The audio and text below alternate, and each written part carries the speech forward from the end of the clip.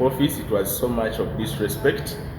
Nayenga ensonga police ezikwasaganyiza egenze zisortinga out alien agenze Pallaso bamukwasiza obusungu wanene kwa badde mu rehearsal bali bebaze ne bamulumba abadde mu rehearsals ze ne bayingira office eri gyentuula obuvuyo bwonna gye butandikidde obusungu ne buveeyo paka ino wansi naye Pallaso abadde actually forgiving the alien skin abadde amusonyiye naye poliisi nga bwomanyi nti balina okukola omulimu gwayo kwa Pallaso azze wano ne boogera ne bawayimusiganya ebiwanvu nama namugamba I just need respect.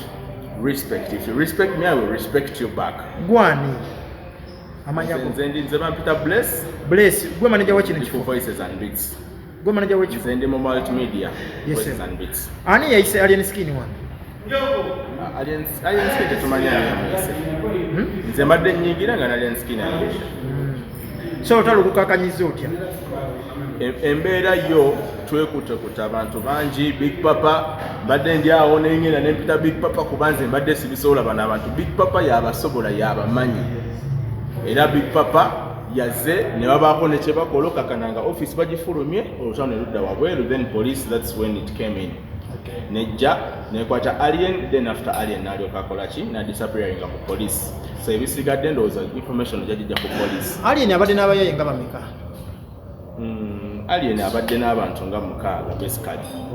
Bantu nga mukaaga bebazze bavuddeko olutalo because olutalo terubatandikidde ku alien zo abadde asobola oddukkakkanya but simanyi lwaki olukakkanyiza. That's why obusungu bubadde bungi. Biki bye boonoonye?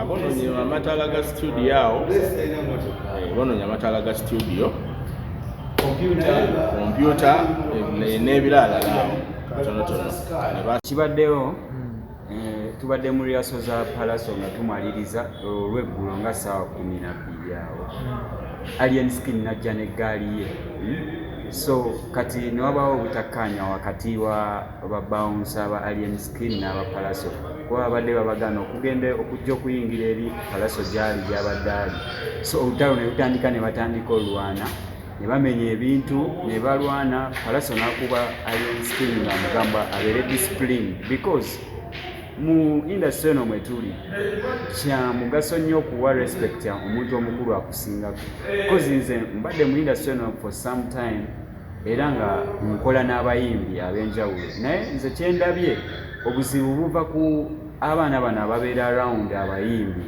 okitegeera nti abaana bano abali around ngenza otunuulira abaana abali around nga baana bange batabani bange bamalala bawali eri wa coach Kalungi okitegeera. So neŋŋamba abaana bano just bajja beewaga nga tebamanyi nti omuntu nga Pallaso tasobola kubeerawo nga talina babawunsa oba n'abantu basobola muyambako. So olutalo lugenza okuggwa nga Alien Skin poliisi emukutte ate n'adduka ku kaki kabangaline n'agenda ne yeetaasa ng'era omanyi. So kombulire watuse munda ani gwe babadde bagana okugenda owa Pallaso? Alien babadde bastopingako abaana be batambudde nabo eggaali ye okutasala kuba Alien ye yabadde yakwataganye dda ne Pallaso nga banyumya okitegeedde. Kati bano abaana babawunsa ne balwana muganda wange ngumi ebadde wali. Kati Pallaso ne Alien bava eri nga Pallaso amugamba lwaki abaana bo baleeta obuzibu ku show yange. Of course ekibadde kikyamu nnyo Alien kyakoze n'abaana be era nze sikinyumiddwa. Ndabye Pallaso amukubamu awo kumpi. Amukubyemu kumpi lwaki abadde amulaga nti omukulu we mu bizinesi eno era alina okubeera ki omukakkamu. Omwana oyo ekizibu kyatuuseeko kyamaanyi nnyo kozi ababaddewo mu sometime mu industry tuzze tulaba abantu bwe batyo n'ebintu bye batuukako. They die, you know. I've seen many friends abafudde mu such things. So kati omwana ono kyemugamba akamenge down ate n'ekirala asale ku babawunsa be atambule ne bawunsa omu oba babiri. Kati kambuuze olutalo lubadde munda wemukiridde wansi wetukiridde wansi ate ngumi netabuka wakati wa Pallaso ne Alien Skin ng'era wogirabye okitegeera nga teva ku ki nga Pallaso amugamba lwaki atambula n'abaana okukola eki ensasagge okitegeedde. So emmotoka ye yiino esigadde naye ye aduse emmotoka ye yiiyo esigadde tugisigaza wano ku studio yaffe cause ffe wano ku Voices and Beats abayimbi bonna ab'enjawulo bajja naye bw'ojja n'okola effujjo oba olina osasula expenses. Kati ono alina osasula expenses damages ze bakoze cause wano bamenya ebintu nga bya miliyoni nga ndowooza 8 oba 9 obwalamu mataala biki. So Alien Skin alina osasula ezo sente. Mpuliddeko nti waliwo gwe badde bagala okukasuka okuva ku kizimbe wabwe. Babounce Pallaso abadde ayagala kasuka bounce wa Alien Skin okuva ku kizimbe kyokuna flow eyokuna musule wansi naye ne bamukakkanya n'amuleka. Kasa zino Pallaso aliwa? Pallaso agenze mu bibye ne Alien Skin adduse ku kabangali ne tubikomyawo.